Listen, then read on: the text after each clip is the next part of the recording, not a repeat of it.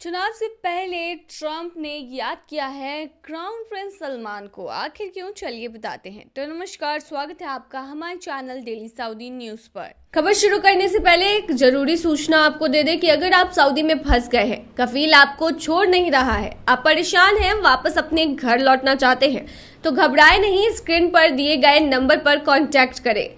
इनका नाम अहमद अली है। ये आपको कानूनी प्रक्रियाओं के तहत महज 3 से 4 दिन के अंदर ही खरूज लगाकर सऊदी से फाइनल एग्जिट कराकर आपको सही सलामत अपने देश पहुंचा देंगे।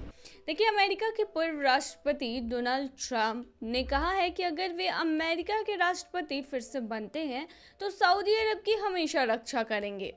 देखिए, ट्रंप का ये बयान ऐसे समय में आया है जब सऊदी अरब की रूस और चीन से नज़दीकियां बढ़ रही हैं।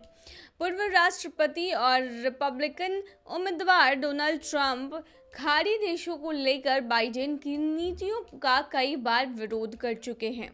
डोनाल्ड ट्रंप ने 2017 में राष्ट्रपति पद संभालने के बाद अपनी पहली विदेश यात्रा सऊदी अरब से की थी।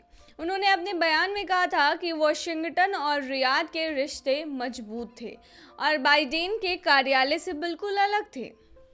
हालांकि सऊदी अमेरिका के रिश्ते हाल के सालों में स्थिर बने हुए हैं, लेकिन ट्रंप ने बाइडेन प्रशासन पर सऊदी अरब को पश्चिम से दूर और चीन की ओर धकेलने का आरोप लगाया है।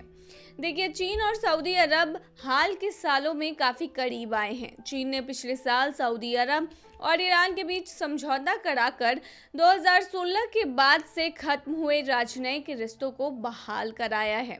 इसके अलावा यमन में सीज फायर कराने में भी चीन ने अपनी भूमिका निभाई। वहीं यमन जंग में अमेरिका ने सऊदी अरब को हथियार और कई अन्य सहायता भी दी थी और हाल ही के दिनों में ईरान की परमाणु संपन्न देश बनने पर सऊदी के परमाणु प्रोग्राम को अमेरिकी मदद का वादा भी किया गया है। पिछले साल हुए मिड टर्म चुनाव में बाइडेन प्रशासन ने सऊदी अरब पर रिपब्लिकन को फायदा पहुंचाने के लिए रूस का साथ देने और जानबूझकर तेल उत्पादन बढ़ाने का भी आरोप लगाया है। हालांकि इसके बाद से बाइडेन पीछे हट गए हैं और सऊदी के गाजा, सूडान और यूक्रेन में लड़ाई को समाप्त करने के प्रयासों का समर्थन किया है।